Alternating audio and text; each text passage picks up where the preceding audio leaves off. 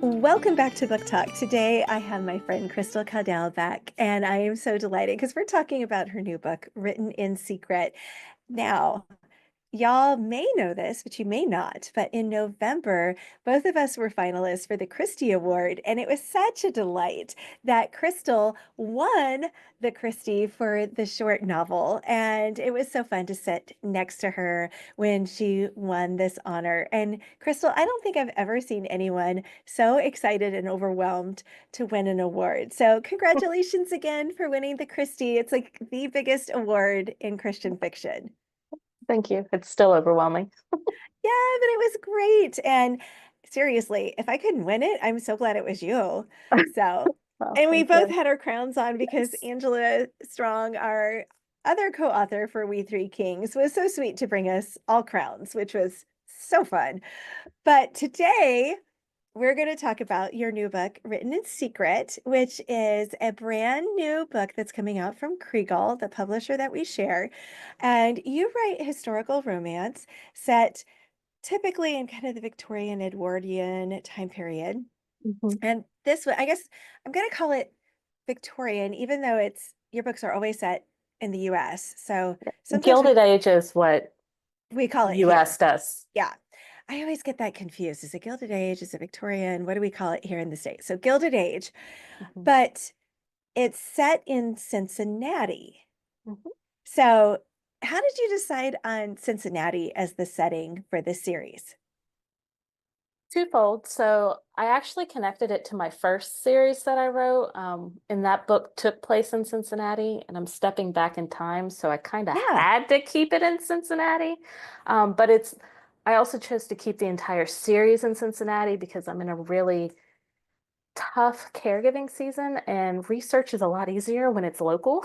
Yeah. And I'm right across the river from Cincinnati, so.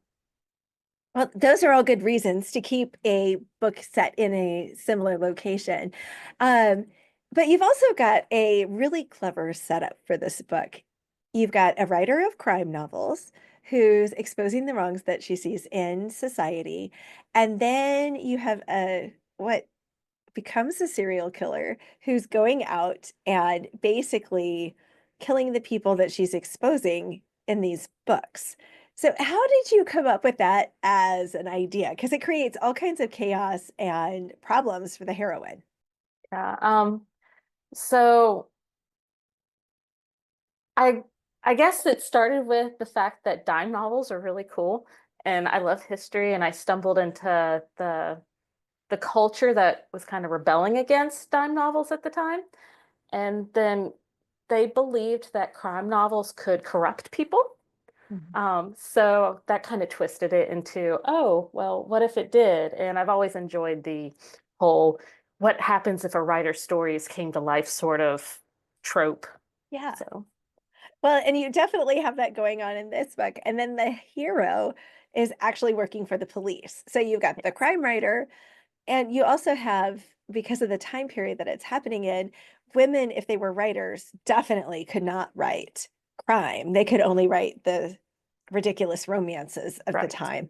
So they couldn't write what I'm writing, right. romantic suspense and legal thrillers. It would have to be fluffy, ridiculous romances. And Yes, so the fact that she has to let on that she's the crime writer in and of itself is just already puts her at risk.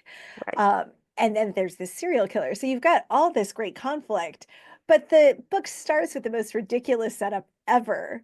I just was laughing as I started reading it because they're at a circus trying to save a three-legged goat. Yes. I was like, is this a rom-com? But I was like, but it's not a rom-com because I've read the back cover, and so I like knew it was coming, sort of. But I was like, how did you come up with that scenario? So it actually came from an offhanded statement in Counterfeit Love, which is the book that the series kind of connects to, where the heroine said she'd introduced her best friend to the person when she stole a goat from the circus. And so I'm like, if I'm writing their story, it has to start there. So I hadn't intended at that time to write the story, but that's what happened. So it was just like hilarious that this is all that's going on. And it's just, it feels ridiculous and larger than life and just so funny. But Lydia and Abraham have to pair up, and you've got Mhm. all these things going on. So they're tying into this prior story, but you don't have to have read the prior story Mhm. to feel fully immersed and really fall in No. love with the characters in this story. So it sounds like you started with this other book and then you were like, okay, we're going to come off and learn more about the characters. But Mhm. what's a significant way that this book changed from the first draft? So my characters like to take over my stories and hijack them. And so I had one particular character who I had planned to make the hero of the second story. Um, but then he turned out to be too bad. Like there wasn't a way that I could redeem him enough to make him a hero for a story that readers would read. So that it changed a lot of the plot actually by him being what he ended up becoming. So, Oh my goodness. Love it when they do that. Also want yeah. to throttle them when they do that. Yes, yes. So when you're writing and you're coming up with all these twists and your characters are taking over the story, do you write in silence or do you write with music? So I share an office with my husband, so I have to have music on because Yeah, he's on business calls all the time. So music all the way. yeah. And is it like soundtrack music or is it music with words to it? Oh, it's got to be orchestral. How Yeah. do you even say that word? That Um, sounded good to me. That yeah, works. soundtrack music or video game music, which actually, if you're looking for suspenseful music, Dream Cave does a really great job for that suspensey feel, Mm. no word music.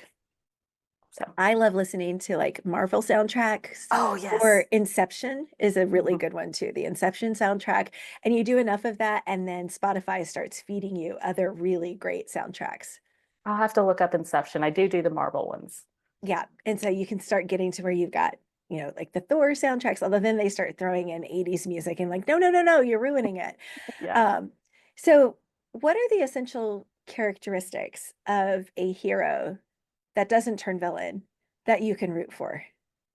Um, I really love a guy who can lead without being overbearing and will take the woman into consideration.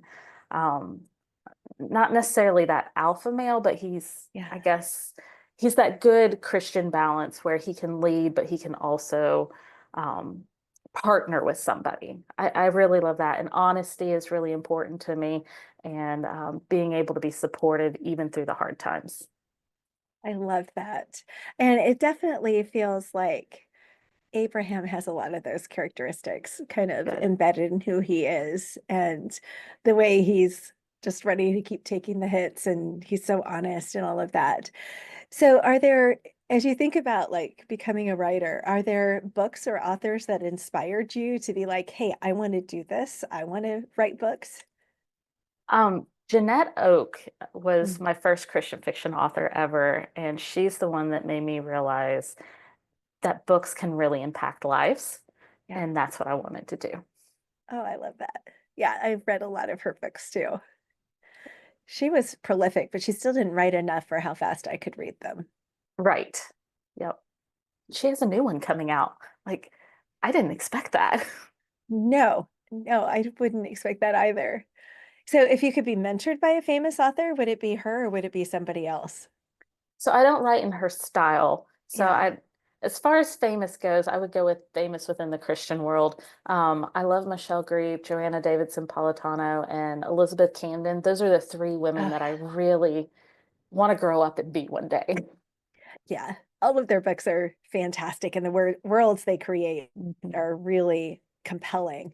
Yeah. So do you ever read your No, I very rarely. And it's usually only if people send them directly to me. do you find them encouraging or are you like running the other direction? If they're good ones, they make me feel too good about myself. And if they're bad ones, I can't let them go. So I need that Yeah. happy middle of just not knowing. I Yeah. have my friends let me know if there's something I need to know. Oh, that's so funny. You're like, I can't go there. Yes. So, do you have any of your characters when you look at the books that you've written that you're like, I just could not get along with this person in real life? So the character in this book, each book has different characters, but in this book, Eugene Clemens is a journalist. Oh, yeah, Um, he's a pill. he is, I can get along with almost anyone, and I could Yes. probably tolerate him as much as I had to work with him, but I do not like him at all. Yeah, you did a good job making him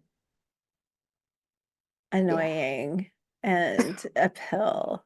Yeah, Yeah. yeah, definitely.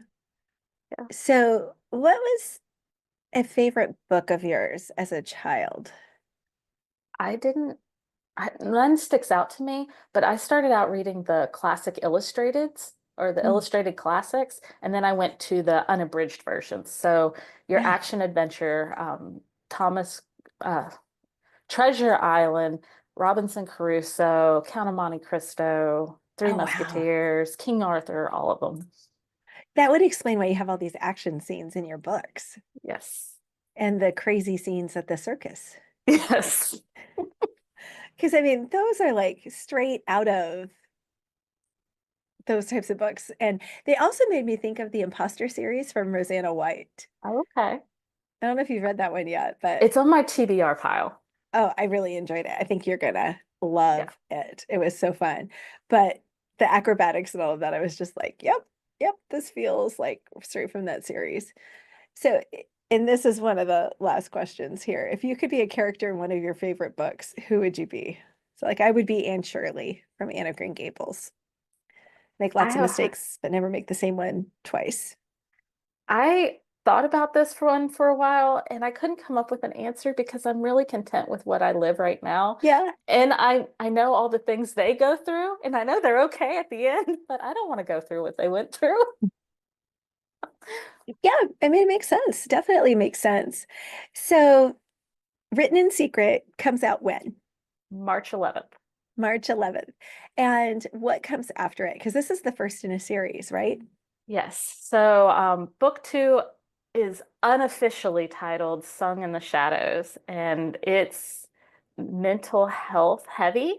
And it has to do with an opera singer and a music composer. And so you've got the art of music and an Oh, fun. asylum, all of that. It's a lot of fun. That does sound fun. And also in Cincinnati. Yes. So cool. Yep. So, Crystal, where can readers find you and learn more about you and your books? Best place is my website, crystalcaudill.com, crystalcaudill.com, Caudill. Everyone always asks. And I hang out at Facebook way more than I should. And that's just Crystal Caudill author, I think is the slash. So in my newsletter, always the newsletter. So Yeah, newsletters are always a great way to connect with authors and know what's going on with them. So, thank you so much for joining me. And Written in Secret is such a fun concept and really great read. I know that readers are going to really enjoy it. So, thank you again for joining me.